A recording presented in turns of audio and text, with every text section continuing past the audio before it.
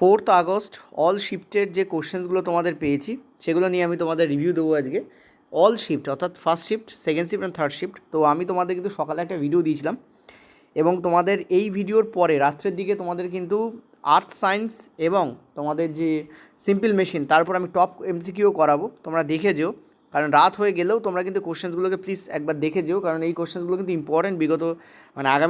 বিগত দিনে এসছে এবং আগামী দিনে যদি আসে তাহলে তোমাদের সুবিধা করবে, ঠিক আছে। এই নাম্বারে হোয়াটসঅ্যাপ করে তোমরা তোমাদের কোশ্চেন্স জানাতে পারো 8670838797।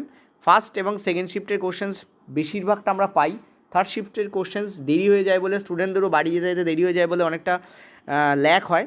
তবু আমরা চেষ্টা করেছি যে আজকে তোমাদের যে কোশ্চেন্সগুলো করাবো, এই যে টপ যেটা বললাম নিউ এনসিইআরটি থেকে, তার মধ্যে আমি গতকালের থার্ড শিফটের কোশ্চেন্স ঢুকিয়েও দিয়েছি, ঠিক আছে। আগামী দিন যারা শিফট হয় তারা দেখে নিলে উপকৃত হবে।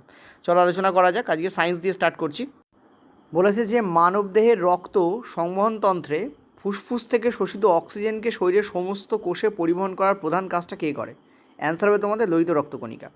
হিমোগ্লোবিন থাকে, হিমোগ্লোবিনের হিম অংশের সঙ্গে হিমোগ্লোবিনের যে হিম অংশ, সেই হিম অংশের সঙ্গে অক্সিজেন অ্যাটাচ হয়ে অক্সি হিমোগ্লোবিন তৈরি করে এবং এইভাবে লোহিত কণিকার মাধ্যমে কিন্তু সারা দেহে অক্সিজেন ছড়িয়ে পড়ে। এই জন্য অক্সিজেনের পরিমাণকে ওই ব্যাগের মধ্যে, ব্যাগটার নাম হচ্ছে রক্তকণিকা, মানে লোহিত রক্তকণিকা আরবিসি, তার মধ্যে ঢুকিয়ে দেওয়ার জন্য, ব্যাগটাকে বড় করার জন্য আমাদের মানুষের পরিণত লোহিত কণিকায় কিন্তু কোনো নিউক্লিয়াস থাকে না, এটা কিন্তু মনে রাখবে। এবং এর যে শেপ হয় সেটা বাইকনকেভ হয়। কী হয়? বাইকনকেভ। বাংলায় একে বলা হয় দ্বি অবতল, ঠিক আছে, দ্বি অবতল, এটা মনে রাখবে। এবং কোনো নিউক্লিয়াস থাকে না। চলো নেক্সট পরের প্রশ্ন। এই টাইপের প্রশ্ন আগের দিনও তোমাদের কিন্তু দেখা গেছিলো।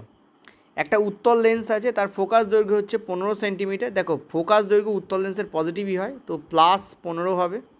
এবং লেন্সের সামনে এত সেন্টিমিটার দূরে বস্তুকে রাখা হয়েছে, বস্তু দূরত্ব নেগেটিভই হয়, তো মাইনাস নেগেটিভ হবে। ফর্মুলা কী বলে? ফর্মুলা আমাদের বলে 1/v - 1/u = 1/f, এটা আমাদের ফর্মুলা হয়।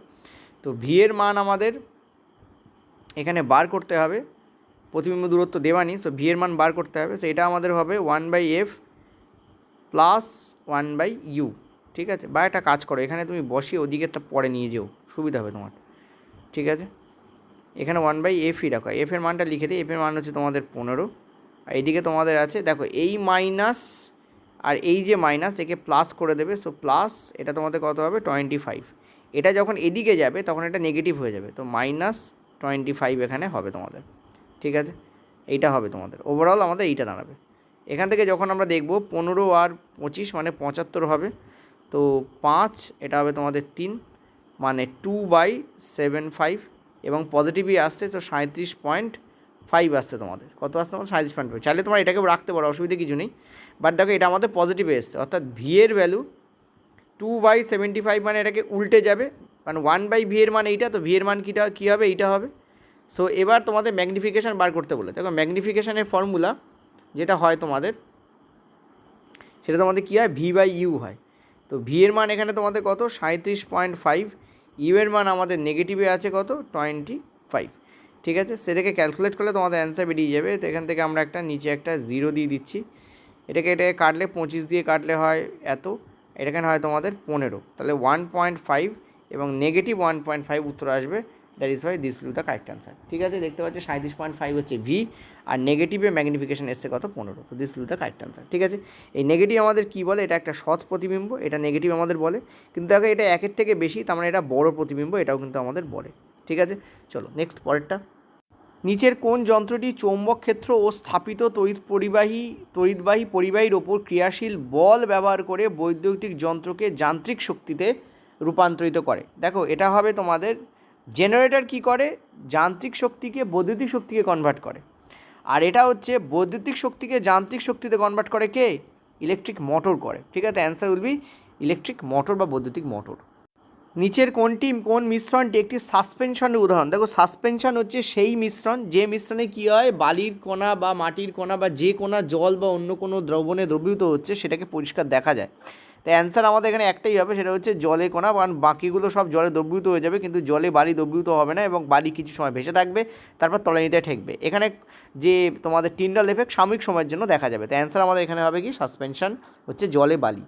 পরের প্রশ্ন, রাসায়নিক অবক্ষেপণ যাকে আমরা প্রিসিপিটেশন রিয়াকশান মানে অধক্ষেপণ, অ্যাকচুয়ালি অবক্ষেপণ, এটা অধক্ষেপণ হবে। অধক্ষেপণ বিক্রিয়া যাকে আমরা দ্বি-প্রতিস্থাপন বিক্রিয়া আকারেও জানি। তো দ্বি-প্রতিস্থাপন বিক্রিয়া বা অধক্ষেপণ বিক্রিয়ায় বেসিক্যালি কী হয়, একজনের আয়ন অপরজনের আয়নের সঙ্গে এক্সচেঞ্জ হয়। তো কারেক্ট আনসার কী হবে, দুটি মৌলের আয়নের বিনিময় হয় এবং অদ্রবণীয় একটা কঠিন পদার্থ তৈরি হয়। এই কঠিন পদার্থটাই প্রিসিপিটেট বা ইনসলিউবল সলিড আকারে অবস্থান করে, যেটাকে আমরা অধক্ষেপ বলি। তো কারেক্ট আনসার এখানে বি হবে। বলছে পদার্থবিজ্ঞানের নিয়ম অনুসারে বিস্থাপন বা ডিসপ্লেসমেন্ট মানে আমরা জানি যে হচ্ছে তোমাদের প্রতিস্থাপন বিক্রিয়া। তো প্রতিস্থাপন বিক্রিয়ার ক্ষেত্রে এখানে আমরা এআই দিয়ে যখন কোশ্চেন করি তখন বিস্থাপন নেয়। তো প্রতিস্থাপন বিক্রিয়ার ক্ষেত্রে সম্পূর্ণভাবে সত্য কোনটা, কোন সত্যটা প্রকাশ, মানে সত্য কোনটা সেটা সম্পূর্ণভাবে প্রকাশ করতে কোন দুটো বিষয় অবশ্যই প্রয়োজন, শুধুমাত্র মান এবং সময়, ম্যাগনিটিউড। পদার্থবিজ্ঞানে বিস্থাপন, আচ্ছা ডিসপ্লেসমেন্ট, ও সরি, এটা ডিসপ্লেসমেন্ট রিয়াকশান নয়, এটা স্মরণের কথা বলেছে। ঠিক আছে, রিয়েলি সরি, আমি খেয়াল করিনি, একটু মনটা অন্যদিকে ছিল। তো স্মরণের কথা বলেছে, ডিসপ্লেসমেন্ট বা স্মরণের কথা বলেছে। তো স্মরণের ক্ষেত্রে কোনটা হবে, দেখো স্মরণের কিন্তু মান এবং দিক উভয়ই আছে। সো বি এর অপশান কারেক্ট। স্মরণ একটা ভেক্টর রাশি, স্মরণের মান এবং দিক উভয়ই আছে। ঠিক আছে, তো কারেক্ট আনসার ওটাই হবে। মানবদেহের রক্ত সংবহন তন্ত্রে রক্তের উল্টো প্রবাহ রোধ করার জন্য কোন বিশেষ গঠন দেয়। দেখো রক্তের উল্টো প্রবাহ অর্থাৎ হৃৎপিণ্ডে যখন রক্ত নিলয় থেকে অলিন্দ থেকে নিলয়ে প্রবেশ করে এবং তারপর যখন ফুসফুসের ধমনী বা ফুসফুসের শিরাপথে তোমাদের যাচ্ছে, মেনলি ফুসফুসের শিরাপথে যায়। আমরা জানি যে বিশুদ্ধ রক্ত ফুসফুসের ধমনী পথে আর দূষিত রক্ত ফুসফুসের শিরাপথে ফিরে আসে। ঠিক আছে, এক্ষেত্রে ব্যাপারটা উল্টো, শিরা নর্মালি দূষিত রক্ত মানে পরিবহন করে, কিন্তু হৃৎপিণ্ডের ক্ষেত্রে ব্যাপারটা উল্টো। যখন রক্ত ফুসফুসে যায় তখন ফুসফুসের ধমনী দিয়ে যায়, অর্থাৎ দূষিত রক্ত ফুসফুসের ধমনী দিয়ে যাচ্ছে, আর বিশুদ্ধ রক্ত ফুসফুসের শিরা দিয়ে হৃৎপিণ্ডে ঢুকছে। মনে রাখবে, হৃৎপিণ্ডে যখন কোনো কিছু ঢুকছে তখন সেটা গ্যারেন্টি শিরা দিয়ে ঢুকবে। ঠিক আছে, আর হৃৎপিণ্ডে থেকে যখন কিছু ঢুকছে, এটা কি ঢুকছে, আর হৃৎপিণ্ড থেকে যখন কিছু বেরোচ্ছে, হৃৎপিণ্ড থেকে বেরোচ্ছে, তখন সেটা 100% কী দিয়ে বেরোবে, ধমনী দিয়ে বেরোবে, এটা মনে রাখবে। ঠিক আছে, তো হৃৎপিণ্ড থেকে ফুসফুসে যখন যাচ্ছে তখন হৃৎপিণ্ড থেকে রক্ত বেরোচ্ছে, ওই জন্য ফুসফুসিও ধমনী দিয়ে বেরোয়, এটা ইম্পর্টেন্ট। এবার এখানে কি বলেছে, উল্টো প্রবাহ রোধ করার জন্য এখানে কি থাকে, ভাল্ব থাকে, ভাল্ব বা কপটিকা থাকে। ঠিক আছে, তার মানে হৃৎপিণ্ডের ব্যাপারে প্রত্যাম্ব করেছে, মানে হৃৎপিণ্ডের টোটাল সিস্টেমটা ইম্পর্টেন্ট, এটা মনে রাখবে। চলো নেক্সট পরেরটা।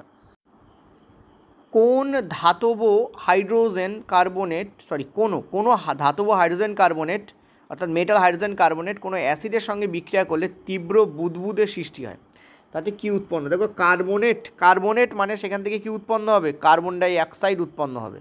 তো কার্বন ডাই অক্সাইডই বুদবুদ আকারে বেরোয়, তো কারেক্ট আনসার আমাদের কী হবে, কার্বন ডাই অক্সাইড। ঠিক আছে, চলো নেক্সট। একটি স্নায়ুকোষের কোন অংশটি কোষদেহ থেকে স্নায়ু আবেগকে স্নায়ু আবেগকে অন্য পেশিতে এটা এক্সট্রা ওয়ার্ড পড়ে গেছে, অন্য নিউরন বা পেশিতে বহন করে। স্নায়ুকোষের কোন অংশটি কোষদেহ থেকে, পয়েন্ট টু বি নোটেড, এই পার্টটা হচ্ছে কোষদেহ, এখান থেকে যে পথে এটা যাচ্ছে সেটা হচ্ছে অ্যাকশন। তো কারেক্ট অ্যান্সার এখানে অ্যাকশনই হবে। ঠিক আছে, অ্যাকশনের পরে অ্যাকশনের শেষ প্রান্তে সাইন্যাপটিক নব থাকে। অ্যাকচুয়ালি স্নায়ুকোষের তিনটে অংশ থাকে, একটা হচ্ছে ডেনড্রাইট বা ডেনড্রন, দ্বিতীয় হচ্ছে কোষদেহ, তৃতীয় হচ্ছে অ্যাকশন। অ্যাকশনের লাস্ট প্রান্ত থেকেই সাইন্যাপটিক নব বা সাইন্যাপসিস থাকে। ঠিক আছে, তো কারেক্ট আনসার এখানে কী হবে, অ্যাকশনই হবে এখানে। নেক্সট চল।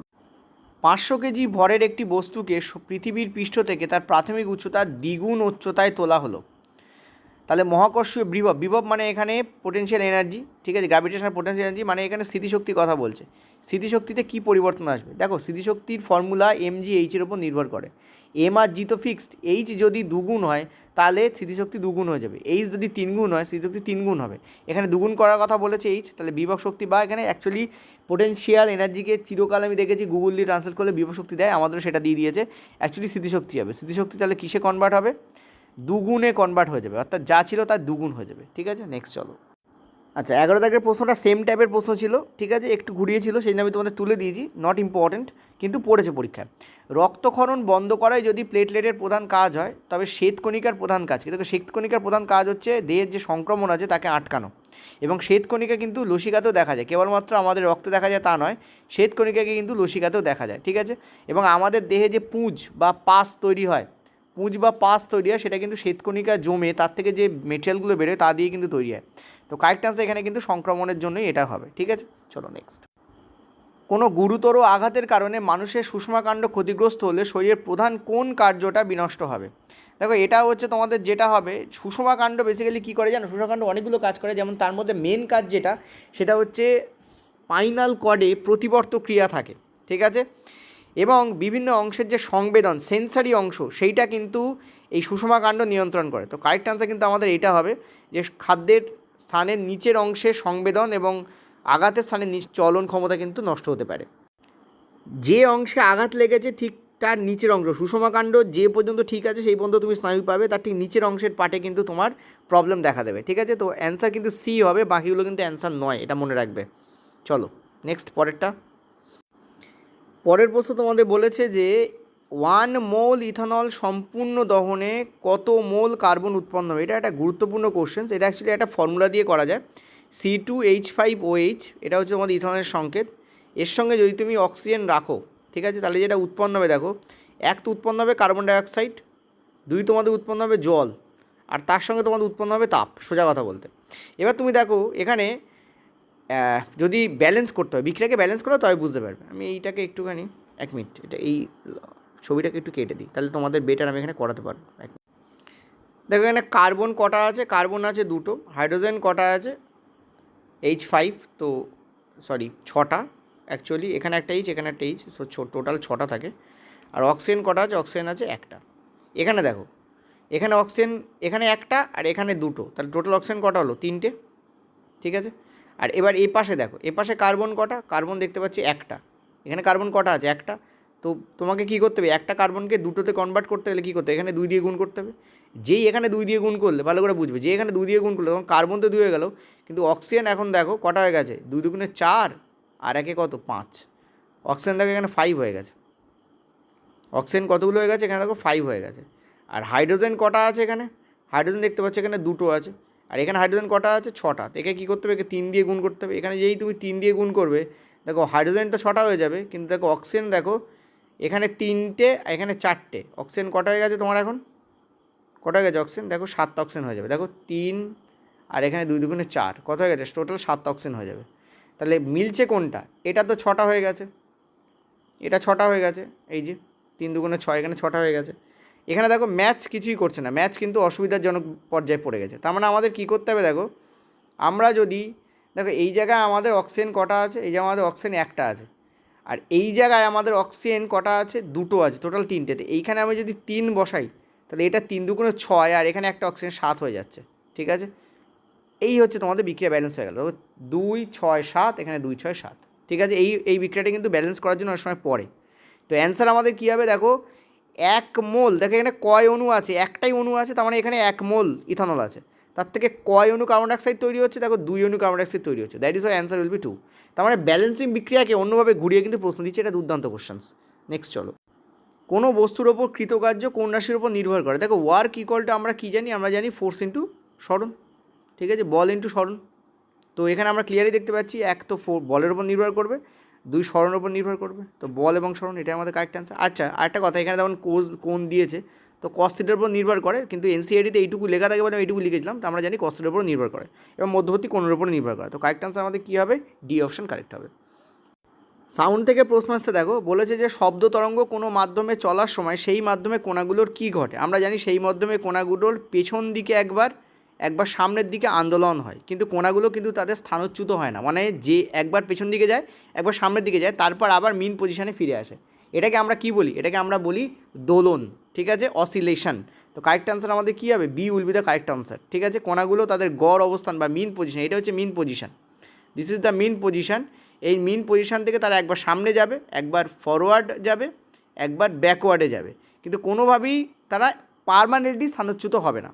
তো কারেক্ট আনসার একেই কম্পন, ভাইব্রেশন বা অসিলেশন বলা হয়। তো this will be the correct answer, ঠিক আছে। চলো নেক্সট, এখানে গ্রাফও দেওয়া আছে তোমাদের। লোহা বা ইস্পাতকে ক্ষয় থেকে রক্ষা করার জন্য তার উপর দস্তার প্রলেপ দেওয়া হয়, বস্তা পচা কোশ্চেন্স গ্যালভানাইজেশন বলা হয়, ঠিক আছে। চলো নেক্সট, এর প্রত্যেক বছর পরে কোশ্চেন, জানি না কেন রেলের কী এর সঙ্গে আছে, সবাই পারবে জানে তাও দিয়েছে, কিন্তু আমার মনে হয় কোশ্চেনটা অন্যভাবে ঘুরিয়ে দেওয়া ছিল, ঠিক আছে। চলো নেক্সট, এটা সম্ভবত নিউ এনসিইআরটি থেকে প্রশ্ন, কারণ আর্থ সায়েন্সে ওজন লেয়ারের ওপর 3-4টে প্যারা লেখা আছে, ঠিক আছে। তো ওজন লেয়ারের ওপর এই প্যারাগুলো খুব ইম্পর্টেন্ট এবং কমন কোশ্চেন্স। আমরা সবাই জানি যে ক্লোরোফ্লোরোকার্বন, মন্ট্রিল চুক্তি, মন্ট্রিল প্রোটোকল এবং প্রচুর কিছু হয়েছে, ঠিক আছে। তো অ্যান্সার আমাদের কী হবে, ওজন স্তর ক্ষয়ের জন্য প্রথমত কোন রসায়ন দায়ী? ক্লোরোফ্লোরোকার্বন বা সিএফসি। আগে ফ্রিজ থেকে প্রচুর পরিমাণে বেরোতো, ফ্রিজ এসি থেকে বেরোতো, এখন মাত্রা কমে গেছে বাট এখনও বেরোয়। সেই জন্য ফ্রিজ তো আমাদের দরকার পড়ে বলে কিছু করার থাকে না, কিন্তু এসিকে আমি বলবো বাদ দেওয়া উচিত। ঠিক আছে, আমি নিজে এসি ইউজ করি না। চলো নেক্সট পরে কোশ্চেন্স। বিষয় হলো না তাই তো যে আমি এসি ইউজ করি না। একটা কাজ করো, তোমার সিলেকশন পাও, সিলেকশন পাওয়ার পর আমার সঙ্গে মিট করতে এসো, দেখিয়ে দেবো আমি কোথায় ক্লাস করি এবং আমার নিজের বাড়িটাও দেখিয়ে দেবো, সেখানে দেখবে আমার বিন্দুমাত্র কোনো এসি নেই। ঠিক আছে, ওকে। নেক্সট চলো, রাদারফোর্ডের পরমাণু যত আলেসি আয়েসের মধ্যে থাকবে। এখন বাচ্চাগুলো বাইক নিয়ে ঘোরে, এখান থেকে ওখানে যাচ্ছে, বাইকে চড়ে যাচ্ছে, তো এদের কোলেস্ট্রল হবে না তো কাদের হবে? ভালো কথা। আমার মানে পরিবারে কেউ থাকলে আমি তাকে ডাক্তারি পড়াবো বা উকিল পড়াবো, সোজা কথা বলতে। কারণ সবথেকে বেশি হয় হচ্ছে ডিভোর্স, আর সবথেকে বেশি কোলেস্ট্রলের প্রবলেম। মানে মানুষের ক্ষেত্রে ব্যাপারটা হচ্ছে এইটা। তো দুটো প্রফেশন খুব ভালো প্রফেশন, জানো তো। একটা হচ্ছে উকিলের প্রফেশন, ডিভোর্সের প্রচুর ক্লায়েন্ট পাওয়া যাবে। আর দুই হচ্ছে ডাক্তারের প্রফেশন। ঠিক আছে, বিশেষ করে হার্টের। কারণ মানুষ খেয়ে না খেয়ে গাড়ি মানে চালাচ্ছে, বাইক চালাচ্ছে। সো হার্টের প্রবলেম তো এমনিই হবে। আমরা ছোটোবেলায় সাইকেল মানে 1.5-2 কিলোমিটার কোনো কথা হবে না, এমনি ওটা নর্মাল ছিল আমাদের সাইকেলিং করা। 4-5 কিলোমিটার আমরা সাইকেল করে গেছি ছোটোবেলায়। ঠিক আছে, এখনকার স্টুডেন্টরা মানে বাচ্চারা কী করে, মানে মাধ্যমিক পাস করা ছেলেটাও দেখছি হাঁটতে পারে না, বলে পা ব্যথা করে। আমার ভালো কথা, ডাক্তারকে দেবে টাকা, অসুবিধা কী আছে? তো আমার পরিবারে কেউ থাকলে আমি তাকে ডাক্তার অথবা উকিল করবো। নেক্সট হচ্ছে, রাদারফোর্ডের পরমাণু মডেল অনুযায়ী পরমাণুর নিউক্লিয়াস সম্পর্কে নিচের কোন বক্তব্যটি সঠিক বা বেঠিক কোনোটা ছিল? ঠিক আছে, আমি জানি না এটা যদি সঠিক বেশিরভাগ থাকে তাহলে বেঠিক কোনটা ছিল, আর যদি বেঠিক সব কটা থাকে একটা সঠিক থাকে তাহলে সঠিক কোনটা ছিল। তো আমি সঠিক ধরে চলছি, চলো। এখানে অ্যান্সারটা কেটে গেছে। তো এখানে বলেছে রাদারফোর্ডের পরমাণু মডেল অনুযায়ী পরমাণু নিউক্লিয়াস সম্পর্কে কোন কথাটা সত্যি? রাদারফোর্ডের মডেলের ওই পার্টটা পড়ে যেও, 3-4টে উক্তি ওখানে আছে, ওই উক্তিগুলো কিন্তু ব্যাপক। তো যেটা বলছিলাম, রাদারফোর্ডের যে ব্যাপার সেটা নিয়ে আমাদের কোনটা হবে? অ্যান্সার তোমাদের হবে বি। কেন? কারণ রাদারফোর্ড হচ্ছে এইটাই বলেছিলেন যে পরমাণুর কেন্দ্রে একটা ধনাত্মক আদানযুক্ত এবং সমগ্র যত মাস আছে সব এর ওপরেই মধ্যেই থাকে, এরকম একটা কেন্দ্রক আছে। সেই কেন্দ্রককে উনি নাম দিয়েছিলেন নিউক্লিয়াস, এবং নিউক্লিয়াস আবিষ্কার করার দিক থেকে রাদারফোর্ডের নামই শোনা যায়। তো অ্যান্সার আমাদের কী হবে? B will be the correct option. ঠিক আছে, চলো নেক্সট পয়েন্ট দেখো। একে induction of current, magnetic induction বলা হয় এটাকে। ম্যাগনেটিক ইন্ডাকশান মানে হচ্ছে ম্যাগনেট থেকে কী তৈরি? কারেন্ট তৈরি। কারেন্ট দিয়ে ম্যাগনেট তৈরি তোমরা তো দেখেছো, কিন্তু ম্যাগনেট থেকে কারেন্ট তৈরি এটাকে বলা হয় ম্যাগনেটিক ইন্ডাকশান। ঠিক আছে, তো অ্যান্সার তোমাদের এটাই হবে যে বাহকের দুই প্রান্তের মধ্যে বিভব পার্থক্য আবিষ্ট হয়, এবং এই আবিষ্টকেই ম্যাগনেটিক ইন্ডাকশান বলা হয়।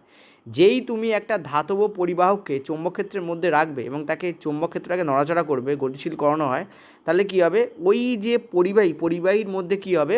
একটা কারেন্ট তৈরি হবে। এবং সে কারেন্ট তৈরি হয় কেন? কারেন্ট তখনই তৈরি হবে যখন বিভব পার্থক্য থাকে। কারণ আমরা জানি ভি সমানুপাতিক হয় আই, ওহমের সূত্র থেকে আমরা পড়েছি।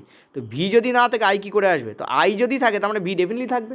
তার মানে বিভব পার্থক্য তৈরি হয় বলেই ওখানে কারেন্ট তৈরি হয়। আর এই কারেন্ট যেটা তৈরি হচ্ছে ম্যাগনেট দিয়ে, তাকে আমরা বলছি induction, magnetic induction of current.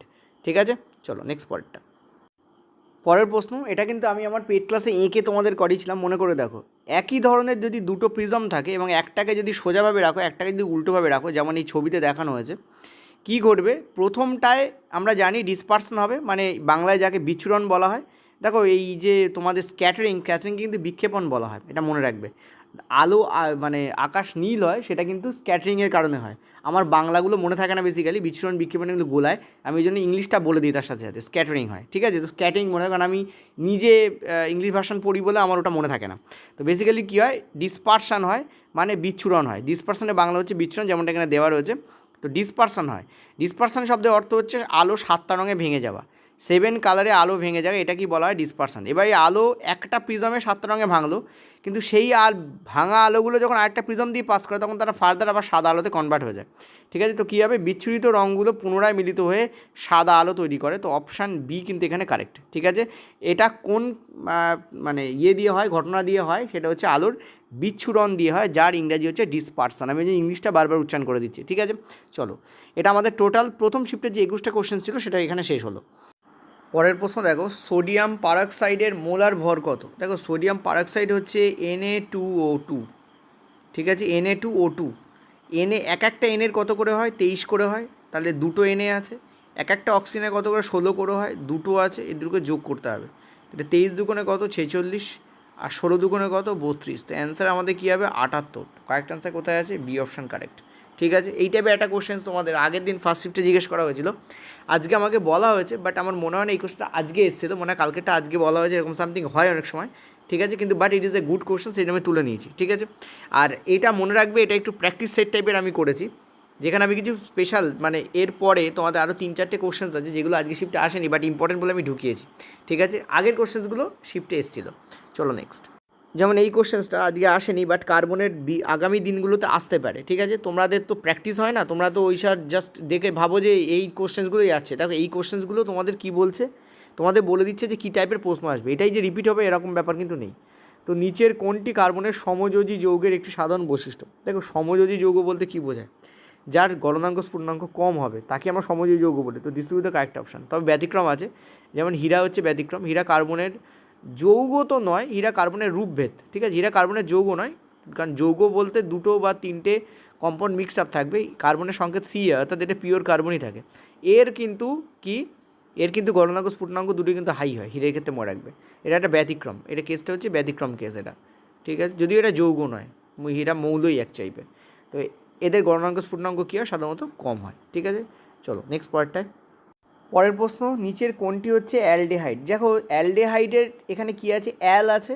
তো অ্যালডিহাইডের যে যৌগগুলো থাকে তার শেষে অ্যাল থাকে, তা এইটা হচ্ছে আমাদের কারেক্ট অ্যান্সার। এখানে দেখতে পাচ্ছি অ্যাল আছে, যেগুলো শেষে অ্যাসিড আছে সেগুলো কার্বক্সিলিক অ্যাসিড হয়। কী অ্যাসিড হয়? কার্বক্সিলিক। ঠিক আছে, অ্যাসিড হয় সেগুলো, সেগুলো হয় তোমাদের কার্বক্সিলিক অ্যাসিড। এগুলো মনে রাখবে এগুলো। আর যেগুলো ওল থাকে, ও এল, সেগুলো হয় তোমাদের তোমাদের ওটাকে কী বলে, অ্যালকোহল। ঠিক আছে, যেগুলো ওল থাকে, ও এল, সেগুলো তোমাদের কী হয়, অ্যালকোহল হয়। তো এখানে লিখেও দিচ্ছি, এটা হচ্ছে তোমাদের অ্যালকোহল, আর ওটা তো অ্যান্সার তোমাদের। আচ্ছা, প্রোপেন কি? প্রোপেন তোমরা সবাই জানো, এন থাকে, এন থাকলে সেটা কী হয়, সেটা আমাদের অ্যালকেন হয়। কী হয় সেটা? অ্যালকেন। তো এটা হচ্ছে তোমাদের কিন্তু অ্যালকেন হবে।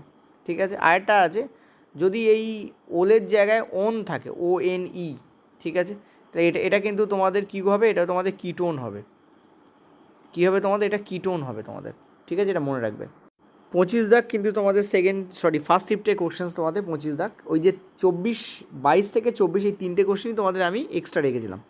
বায়ুমণ্ডলে কার্বন ডাইঅক্সাইডের ঘনত্ব অতিরিক্ত বৃদ্ধি পেলে সমুদ্রের জলে রাসায়নিক ধর্মে কী পরিবর্তন আসে?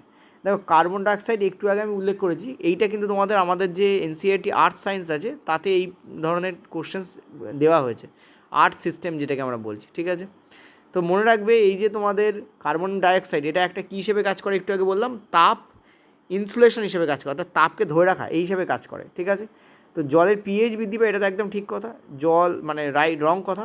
জল আরও আম্লীয় হয়ে যায় এবং পিএইচ কমে যায়। সমুদ্রের জলে পিএইচ অপরিক্ত থাকে। সমুদ্রের জল নিরপেক্ষভাবে কাজ করে। দেখো এখানে বলেছে রাসায়নিক ধর্মে কী প্রভাব পড়ে, খুব ইম্পর্টেন্ট কোশ্চেন।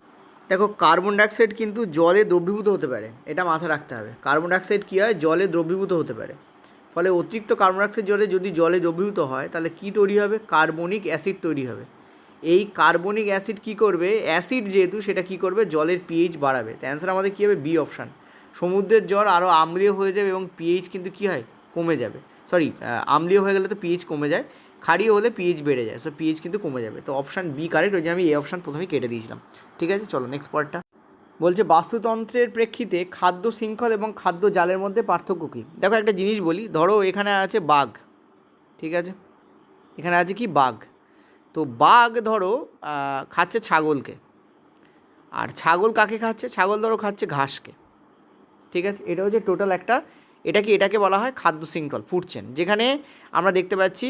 এবং ঘাস হচ্ছে উৎপাদক থেকে তোমাদের তৃতীয় শ্রেণী খাদক বা দ্বিতীয় শ্রেণী খাদক, টোটাল পুরো ব্যাপারটা তোমাদের রয়েছে। এটাকে বলি আমরা কি, এটাকে আমরা বলি খাদ্য শৃঙ্খল। এবার দেখা গেল এই ঘাসকে, ঠিক আছে, এই ঘাসকে খাচ্ছে হচ্ছে ধরো গঙ্গা ফড়িং। ঠিক আছে, ঘাসকে খাচ্ছে কে, গঙ্গা ফড়িং খাচ্ছে। ঠিক আছে, গঙ্গা ফড়িং খাচ্ছে। এই গঙ্গা ফড়িংকে কে খাচ্ছে, গঙ্গা ফড়িংকে ধরো খেলো কোনো ছোটোখাটো প্রাণী, ধরো গঙ্গা ফড়িংকে ছোটোখাটো কোনো প্রাণী খেলো, ধরো উদবিড়াল বা এরকম টাইপের, মানে যারা মাংসাশী কিন্তু ছোটো জিনিস খায়, উদবিড়াল খেলো। উদবিড়াল বুঝতে পারছো তো, বিড়ালের থেকে একটু বড় টাইপের হয় উদবিড়াল। ঠিক আছে, এই উদবিড়ালকে ধরো আবারই বাঘ খেলো। তার মানে কী হলো, এখানে দুটো খাদ্য শৃঙ্খল এক জায়গায় হয়ে গেল। ঠিক আছে, প্রথম খাদ্য শৃঙ্খল ছিল এটা ছিল দ্বিতীয় খাদ্য শৃঙ্খল। ঠিক আছে, এই দুটো খাদ্য শৃঙ্খল এক জায়গায় হচ্ছে। এরকম অজস্র খাদ্য শৃঙ্খল যখন এক জায়গায় হয় তখন খাদ্য জাল তৈরি হয়। মানে খাদ্য শৃঙ্খল হচ্ছে একটা শৃঙ্খল, আর খাদ্য শৃঙ্খলগুলো সমষ্টি হচ্ছে খাদ্য জাল বলতে পারো। তাহলে এখানে দেখো কী বলে যে খাদ্য শৃঙ্খলের শক্তি প্রবাহ বহুমুখী না, দেখতে পাই খাদ্য শৃঙ্খলের শক্তি প্রবাহ একমুখী হয়। খাদ্য শৃঙ্খলের শক্তি প্রবাহ একটি একরৈখিক পথ দেখায়, কিন্তু খাদ্য জালে বহু খাদ্য শৃঙ্খলের আন্তঃসংযুক্ত নেটওয়ার্ক, এইটা আমাদের কারেক্ট অ্যান্সার হবে। এটা একটা খাদ্য শৃঙ্খল একমুখী হয়, কিন্তু যখন দুটো খাদ্য শৃঙ্খল এক জায়গায় হয়ে যায় তখন তারা বহুমুখী হয়ে পড়ছে। সো কারেক্ট অ্যান্সার আমাদের বি হবে এখানে। ঠিক আছে, চলো নেক্সট। বলছে পাকস্থলিতে প্রোটিনের পাচনের জন্য যে এনজাইমটি নির্গত হয় সেটার নাম কি? দেখো পাকস্থলিতে যখন প্রোটিনের পাচন হয় তখন যেটা নির্গত হয় সেটা হচ্ছে পেপসিন। এ প্রোটিনকে ভেঙে পেপটাইড, প্রোটিনের পেপটাইডকে ভেঙে দেয়, এটা অ্যান্সার হবে। মনে রাখবে এটা পাকস্থলী থেকে নির্গত হয়। আর একটা এখানে আছে সেটা হচ্ছে ট্রিপসিন। ট্রিপসিনও কিন্তু প্রোটিনকে ভাঙে, কিন্তু ট্রিপসিন নির্গত হয় কিন্তু অগ্নাশয় রস থেকে। ঠিক আছে, অগ্নাশয় রস থেকে ক্ষুদ্রান্তে নির্গত হয়। তো কারেক্ট অ্যান্সার কিন্তু এখানে পেপসিন হবে, নট ট্রিপসিন, কারণ দুটোই প্রোটিনকে ভাঙলেও এটা পেপসিন কিন্তু পাকস্থলী থেকে নির্গত হয়। ঠিক আছে, চলো নেক্সট পরের প্রশ্ন যেটা তোমাদের প্রবাহী তড়িৎ থেকে এসছে সেটা হচ্ছে যে রিওস্ট্যাটের সিম্বল দেখতে কেমন? দেখো রিওস্ট্যাটের সিম্বল দেখতে এরকম হয় এবং তার মধ্য দিয়ে একটা জিগজ্যাগ এরকম তীর চিহ্ন থাকে। তাই অ্যান্সার কোনটা হবে? জিগজ্যাগ রেখার বা মধ্য দিয়ে একটি তীর চিহ্ন। তো this will be the correct. ঠিক আছে, this will be the correct. চলো নেক্সট। সিম্বলটা আরেক রকমও হয়, আরেকটা কথা, এই তীর চিহ্নটা একটু বেঁকা হয়। ওকে, এই তীর চিহ্নটা না একটু বেঁকা হয়, এরকম হয়। আরেকটাও চিহ্ন হয় রিওস্ট্যাটের, এরকম থাকে, আর তার উপর দিকে এরকম একটা তীর চিহ্ন দেওয়া থাকে। এই দুটোর মধ্যে যে কোনো একটা তোমাদের কিন্তু রিওস্ট্যাট দেখানো হয়। ঠিক আছে, রিওস্ট্যাট হচ্ছে ভ্যারিয়েবল রেজিস্ট্যান্স। রিওস্ট্যাটে কী হয়? রেজিস্ট্যান্সকে কমানো বা বাড়ানো যায়। মনে রাখবে রিওস্ট্যাট হচ্ছে এমন একটা যন্ত্র যেটা পরিবর্তনশীল রোধ বা কমানো বা বাড়ানো যায় এমন রোধকে দেখায়। তো বি অপশান এখানে most of the close option হচ্ছে বি এখানে। ঠিক আছে, চলো নেক্সট পরের প্রশ্ন বলছে দোলনায় চড়া একজন ব্যক্তির গতিশক্তি কোন অবস্থানে সর্বাধিক হয়? দেখো আমরা জানি যে গতিশক্তি হচ্ছে তখনই সর্বাধিক হবে যখন সেটা সর্বোচ্চ গতিবেগে থাকে। কারণ দেখো গতিশক্তির ফর্মুলা হচ্ছে হাফ mv²। এখানে মাস হচ্ছে সেম, হাফ তো বুঝতেই পারছো এটা তো কনস্ট্যান্ট, ভি এর ভ্যালুর ওপর নির্ভর করে। অর্থাৎ যেখানে গতি সর্বাধিক অর্থাৎ বেগ সর্বাধিক তার স্কোয়ারের অনুপাতে গতিশক্তি বাড়বে। ঠিক আছে, তো যখন দোলনা সর্বনিম্ন বা মধ্য অবস্থান অতিক্রম করে, দেখো মনে রাখবে ধরো এই দোলনা হচ্ছে একটা দোলকের মতো, এইটা হচ্ছে দোলনার মিন পজিশান, এটা হচ্ছে দোলনার কি মিন পজিশান মানে মধ্য অবস্থা। দোলক এই দিকেও যায় আবার আস্তে আস্তে ঘুরে এই দিকেও যায়। ঠিক আছে, এটা কিন্তু দোলনা তো এরকম টাইপেরই হয়। ঠিক আছে, এবং এখানে আমরা এই পয়েন্ট যে এগুলো একটু আমরা ডটেড লাইন করে দিচ্ছি, কারণ এগুলো হচ্ছে স্থায়ী লাইন নয়, এইটা হচ্ছে স্থায়ী। এটা মেন পজিশন, এটা হচ্ছে সর্বোচ্চ পজিশন, এটা হচ্ছে সর্বোচ্চ পজিশন, এটাও হচ্ছে সর্বোচ্চ পজিশন। যখন সর্বোচ্চ পজিশনে যায় তখন এর ভেলোসিটি জিরো হয়ে যায়। এর ভেলোসিটি কী হয়ে যায়? জিরো।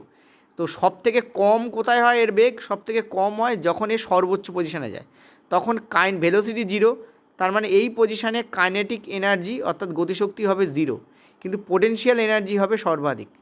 এই পজিশানে পোটেনশিয়াল এনার্জি হবে সর্বাধিক, আর পোটেনশিয়াল এনার্জি এইখানে হবে সব থেকে কম, কারণ এখানে হাইট সব থেকে কম হয়, কিন্তু এখানে কেই হবে সব থেকে বেশি। তো এই মিন পজিশান বা মধ্যম পজিশান এখানে অ্যান্সার হবে, অর্থাৎ বি অপশান এখানে কারেক্ট হবে।